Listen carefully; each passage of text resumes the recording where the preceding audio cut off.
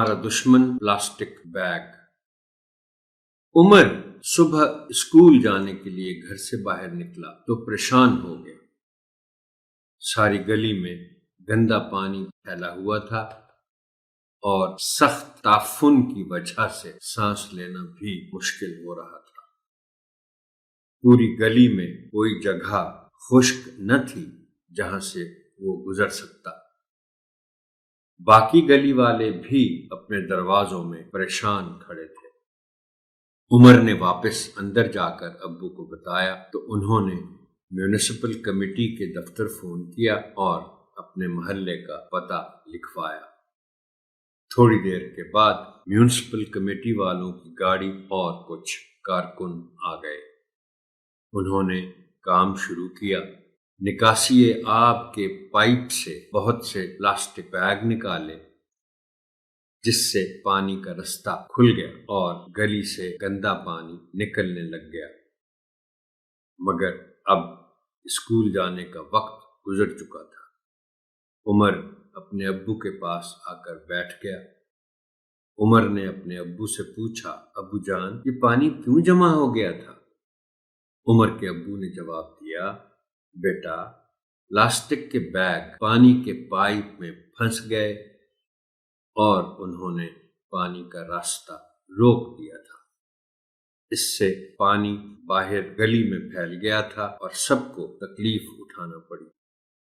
عمر، ابا جان، یہ plastic bag کس چیز سے بنتے ہیں؟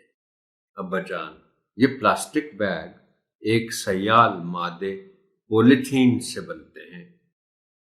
پولیتھین وہ مادہ ہے جو آسانی سے کسی بھی شکل و صورت میں ڈھل جاتا ہے۔ اسے کسی بھی رنگ میں رنگا جا سکتا ہے۔ یہی وجہ ہے کہ اسے پولیتھین بیگ کہا جاتا ہے۔ یہ زندگی کا اہم جز بن کر رہ گیا ہے۔ پولیتھین نہ گلتا سڑتا ہے اور نہ ہی ضائع ہوتا ہے۔ حتیٰ کہ اگر اسے آگ لگائی جائے تو بھی اس کے ذرات ہوا میں آلودگی کا باعث بنتے ہیں۔ لوگ پولیتھین بیگ استعمال کرنے کے اتنے عادی ہو گئے ہیں کہ استعمال کے بعد ان کو صحیح طریقے سے ضائع کرنے کا تصور ہی نہیں کرتے۔ ان لفافوں کو گلی کوچوں، سڑکوں، نالیوں، نالوں اور دریاؤں میں پھینک دیتے ہیں۔ یہ لفافے ان جگہوں کو اپنا مسکن بنا لیتے ہیں اور پانی کے نکاس کے نظام کو خراب کرنے کی وجہ بنتے ہیں۔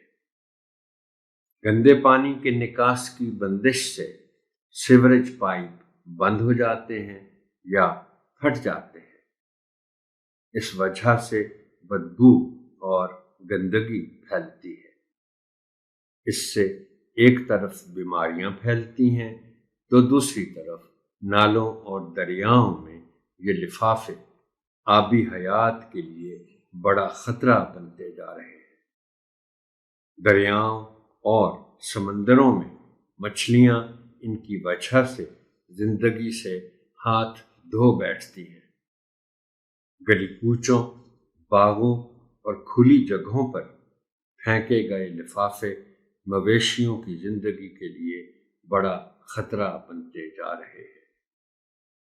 عمر، ابا جان، یہ پلاسٹک بیگ تو بہت خطرناک چیز ہے۔ یہ تو انسانی زندگی کو ہلاکت کی طرف لے جا رہے ہیں۔ حکومت کو اس کے خلاف قوانین بنانے اور سختی سے ان پر عمل کروانے کی ضرورت ہے۔ ابا جان، بیٹا، یہ حکومت کی ذمہ داری بھی ہے اور ہماری بھی۔ ہمیں بھی چاہیے کہ ہم شاپنگ بیگ کی بجائے کپڑے اور کاغذوں کے تھیلوں کا استعمال کریں۔ ان کو ادھر ادھر بے توجہی سے نہ پھینکیں، کیونکہ ماحول کو صاف ستھرا رکھنا ہم سب کی ذمہ داری ہے۔ عمر: ابا جان، آئندہ میں ان سب باتوں کا خیال رکھوں گا اور اپنے دوستوں کو بھی بتاؤں گا۔ ابا جان: شاباش عمر، تم انشاءاللہ ملک کے اچھے شہری بنو۔